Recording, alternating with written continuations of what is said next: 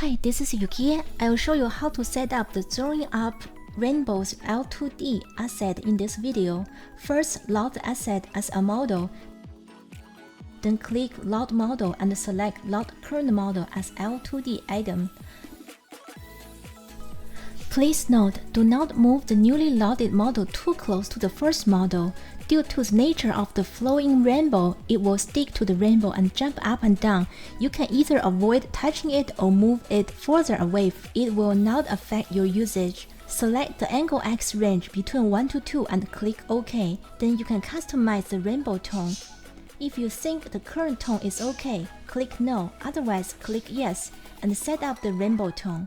The multiply color option can make it darker, and the screen color option can make it lighter. After that, click OK.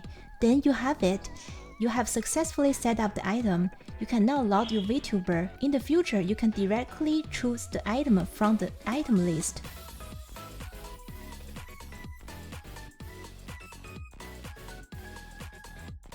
Now adjust the position and anchor the top of rainbow to a little above Vtuber's mouth. This time, if you can keep your mouth open, that will help a lot. That's it. Now enjoy. Thanks for watching. See you next time.